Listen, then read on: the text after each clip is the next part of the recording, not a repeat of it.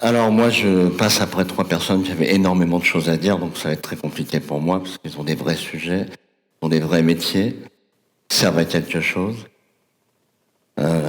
J'ai appris des choses, c'est encore mieux. Moi, il y a 200 ans, on nous appelait des bouffons, donc bon, on va garder un peu à la tête froide. Et pour penser différemment, j'ai commencé à aller dans les toilettes handicapées tout de suite, comme ça. Permettre d'un peu différent. Non. Je me suis demandé pendant Clément, que je remercie, qui m'a appelé pour me demander si je voulais venir, m'a dit voilà, le but c'est penser différemment, expliquer pourquoi. Et je lui dis mais comment je vais commencer ça, comment je vais leur dire, comment je vais leur expliquer. Et puis il m'est arrivé un truc la semaine dernière qui est tout à fait parlant. J'écris des livres et il y a une dame qui vient pour signer, enfin je signe, donc je dédicace les livres à des lecteurs et des lectrices, et puis la dame elle me dit c'est merveilleux, vous écrivez, c'est super, mais vous faites quoi comme métier? Je dis j'écris. Oui, mais c'est quoi votre métier? Vous servez à quoi? Et j'ai pas su quoi répondre parce que ça m'a vraiment fait rire, et ça me renvoie au thème qu'aujourd'hui on développe. Moi, j'ai pas de fonction vitale. J'ai adoré le discours de la dernière personne qui est passée parce que c'est hyper fondamental. Moi, mon métier, c'est de divertir et à la limite de faire penser un petit peu différemment. Alors, je suis atterré parce que dans le monde d'aujourd'hui, on vous explique comment il faut penser. Et on vous dit très tôt, on vous demande quel métier vous voulez faire, on demande en 5e, on demande en 4e, on demande en 3e, puis en seconde, vous devez faire des choix et tout. Moi, à 16 ans, je voulais être cosmonaute. J'ai eu 2 en maths au bac. Donc j'étais cosmonaute, non. Et puis voilà, donc on évolue. Et moi, j'ai une fille de 16 ans aujourd'hui et elle est en première ES et quand elle me dit papa, je sais vraiment pas ce que je veux faire, je lui dis merci. Ouf. Parce que le métier que je fais, donc faire des films, écrire des bouquins, c'est juste penser. Et penser autrement, pour moi, ça revient juste à penser par soi-même. C'est-à-dire, il y a énormément de choses qui nous font peur, tout ce qui sort de la norme, tout ce qui est différent. Et pendant des années, quand on est jeune, quand on est ado, quand j'étais jeune, je voulais absolument pas être différent des autres. Je voulais écouter les mêmes musiques, noter les mêmes noms de groupes sur le sac, histoire de me fondre dans la masse, et avoir l'air d'être comme tout le monde. Et finalement, c'est ce qu'il y a de pire. J'entendais des gens tout à l'heure en disant bon, il faut qu'on change le monde. Non, le monde, on va essayer de le préserver, c'est les gens qu'il faut changer. Le monde, ça serait bien si on ne le changeait pas trop. Le but, c'est nous de changer. Alors, pour tous ceux qui ont eu des copines et des copains dans leur vie et qui ont eu des échecs et qui se sont fait larguer, j'en fais partie, on change pas beaucoup. On évolue.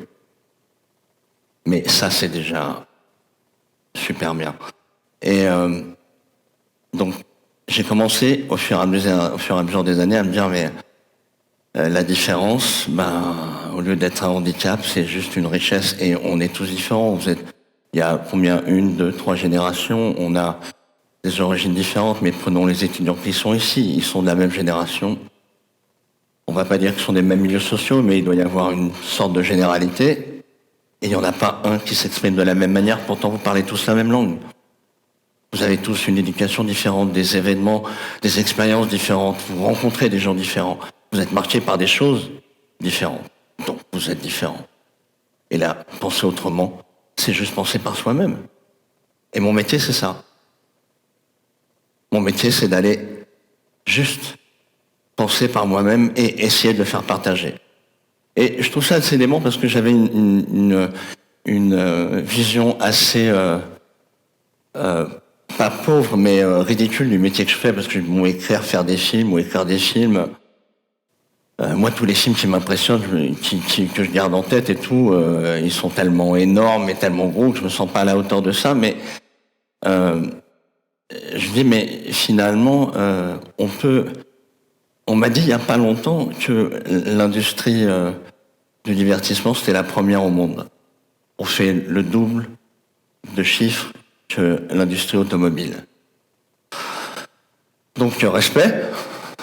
Et je me dis, ouais, c'est génial, parce que finalement, on sert à un truc. Et en fait, d'une manière assez simple, sans avoir fait des études délirantes, moi j'ai eu juste une maîtrise de lettres, mais que j'ai eu difficilement, on a l'occasion d'aller juste passer une ou deux idées aux gens. Alors, des fois, c'est pas toujours super intelligent ce qu'on passe. Hein. Moi, quand je suis sorti de Star Wars à 9 ans, j'ai essayé de faire bouger tous les objets que je pouvais en les regardant. J'essaye encore. Ça marche toujours pas. Mais j'y crois. Et je me dis, bah, finalement, arriver à juste donner deux, trois idées, arriver à faire en sorte que ça reste en tête, arriver à faire en sorte que vous reteniez peut-être un mot, un son, une émotion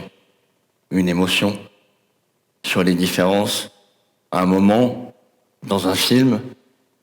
Je pourrais vous en citer des tonnes, des moments dramatiques, des moments drôles, mais juste avoir le sentiment de pouvoir diffuser une idée et dire voilà, j'ai pensé ça. Et je vous fais partager ça. Et ça, c'est une chance qui est délirante. Donc il faut faire un peu attention finalement à ce qu'on dit. Et là, on revient à penser. Juste à se dire, ok, les infos que j'entends, ce qu'on me dit, les généralités que j'entends. J'entendais parler de l'Afrique tout à l'heure, c'est génial, parce que moi l'Afrique, ça m'a toujours fait peur, parce qu'il y a des gros insectes.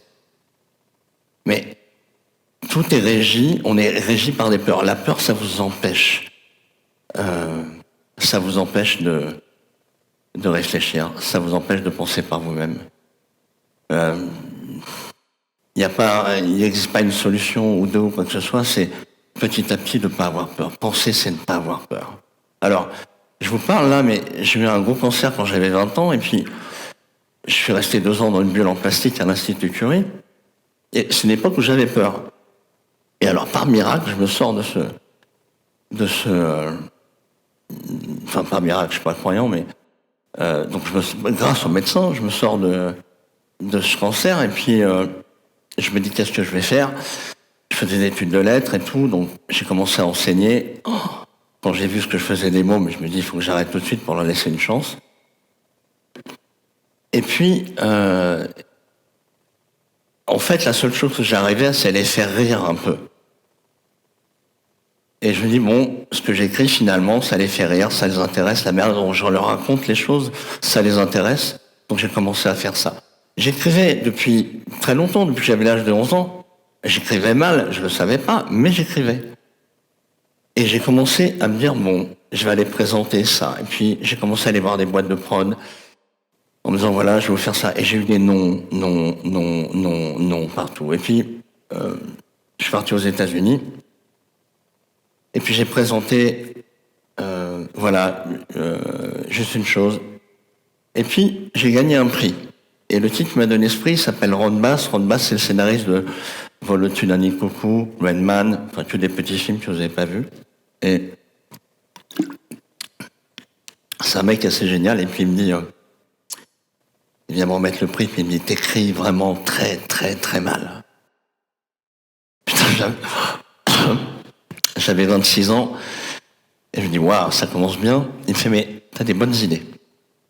Alors, je vais te donner des clés, parce qu'on n'apprend pas aux gens à écrire, on devient écrivain en écrivant, mais t'as des bonnes idées. Et bien écrire, c'est juste le contenant.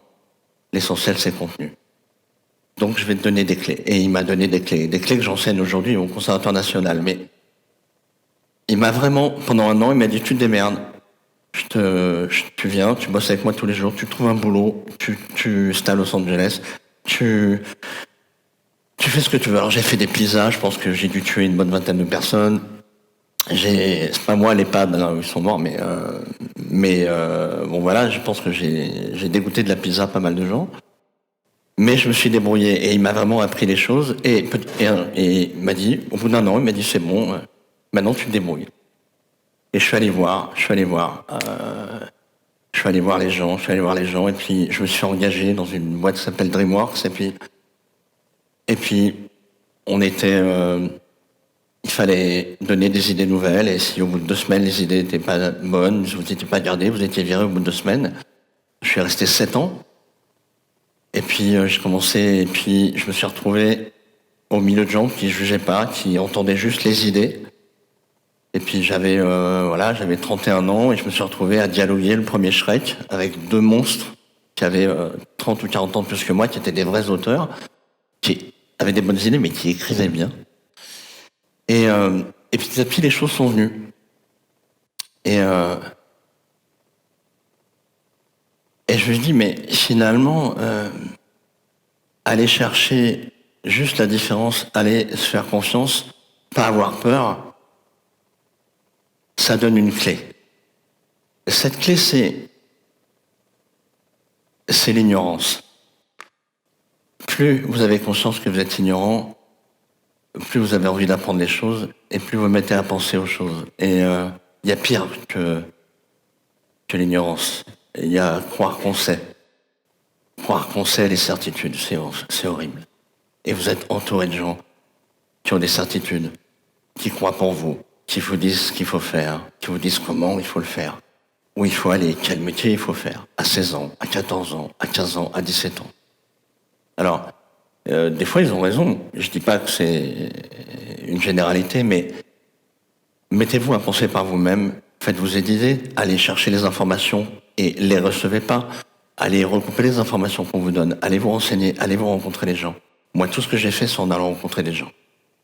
Je leur ai posé la question, j'ai demandé, et le plus clair du temps, j'ai eu oui comme réponse. Oui. J'ai demandé des choses, et je les ai eues. Après, il faut travailler, il faut bosser comme un dingue. Pour sortir un film, ça commence par non, c'est non, c'est non, c'est non, c'est non, c'est non, jusqu'à ce que le film sorte. Et là, c'est oui. Les bouquins, c'est pareil. Moi, je n'osais pas écrire parce que je fais plein de fautes d'orthographe. C'est honteux. Et j'étais prof de français. Mais en fait, je me suis aperçu que j'ai hyper bon en grammaire, j'avais 15 et j'avais 0 en orthographe. Mais c'est parce que quand j'écris, j'entends ce que je dis, donc je ne le regarde pas. Et comme je tape mal au clavier, je regarde mon clavier quand je tape, donc je ne regarde pas le résultat. Donc, faute d'orthographe. Mais j'ai appris que Hemingway, super comparaison, il faisait plein de fautes d'orthographe. Donc ouais, super, allons-y. Et en prenant conscience petit à petit, en travaillant, on fait de moins en moins. Mais, encore une fois, je faisais pas les choses parce que j'en avais peur. Et c'est délirant. C'est juste pas avoir peur de se planter, pas avoir peur de se tromper, pas avoir peur de pas savoir, oser, aller vers ce que vous voulez. Moi, ma fille, mon fils, j'ai un fils qui est en licence, il sait toujours pas ce qu'il veut faire, c'est pas grave. T'avances et va vers ce qui te plaît, va faire ce qui te passionne. C'est là où tu seras meilleur que tout le monde, c'est là que tu seras... Il n'y a pas de compétition, mais c'est là au moins où tu perdras pas ton temps, puisque le temps en a très très peu. Donc, pas avoir peur des choses. Pas avoir peur des choses. Et j'ai tourné un film l'année dernière, et 4 mois avant de tourner le film, je m'aperçois que j'ai un cancer. Je dois commencer la préparation, 2e cancer. Donc je me dis, bon, je dois commencer la préparation du film que je vais tourner en Ukraine. Alors c'est un gros film, c'est avec Jean Reno, Universal, tout ça. Et puis, là on me dit, le 8 décembre, là, un cancer de la gorge, c'est pour ça que j'ai cette voix un peu bizarre, et je vois parce que ça s'assèche vite. Et puis, on me dit, bon, on va t'opérer. Alors moi, je pensais que c'était 1h30 l'opération. Non, c'est 9h. Ouais, on te prend un morceau de bras ici, qu'on te met autour, on t'enlève la gorge, on te met une autre. Jamais fumé, jamais bu. Hein. De l'eau, du manga un peu, du coca, et après c'est tout. Et jamais fumé. Et donc on te met l'opération, putain, 9 heures d'opération, je fais merde, bon alors combien de temps depuis l'hôpital derrière 15 jours. Oh, je fais c'est pas possible, il y a la prépa du film et tout, je peux pas. Et on me dit mais si, t'es obligé, tout ça, non. Bon alors, ils se débrouillent tous, ils font les 9 heures d'opération, Je me réveille, ouais, ça s'est bien passé. On fait 13 jours d'hôpital au lieu de 15. Et je me foutais tellement de ce que j'avais, pas par inconscience, pas par indécence, mais parce que il y a une chose que j'avais envie de faire derrière. Et c'était de faire le film. Et ma peur, c'était de pas faire le film. Et du coup, j'avais pas peur de la maladie, mais je voulais absolument, j'avais un objectif derrière. Et je me suis retrouvé avec une grosse écharpe, j'avais du mal, je pouvais pas encore manger, je pouvais juste boire. J'ai eu une trachéotomie pendant 8 jours, c'est l'enfer. Et j'avais la voix de rasoir au départ, c'est super. Et je me suis retrouvé sur le plateau et à préparer mon film pendant 3 semaines, un mois, avant de commencer à tourner en plein hiver et tout. Et, euh, et j'étais heureux. Enfin, j'étais super heureux. J'allais tourner, j'allais commencer la radio et la chimio, ça se commençait 2 mois plus tard. Ça aurait dû au bout de 3 semaines, mais le tournage durait 2 mois, donc j'avais pas le choix. Mais j'avais pas peur. Je savais que ça allait aller bien, parce que je savais ce que j'avais envie de faire, que j'étais heureux de le faire, et que j'avais choisi de le faire. Alors, c'est pas penser autrement, c'est juste penser. C'est juste avoir le droit, se donner le droit, pas avoir peur. Ne jamais avoir peur. Ça vous donnera toute la volonté du monde. Ça vous fera faire des choix. Des fois les mauvais, des fois les bons. Je me suis trompé plein de fois. Je me suis trompé, j'ai appris, j'ai refait. Voilà, c'est juste ça. Donc, ayez pas peur. Allez au bout de ce que vous voulez faire. Voilà, c'est tout ce que j'ai à vous dire ce soir. Merci. Au revoir.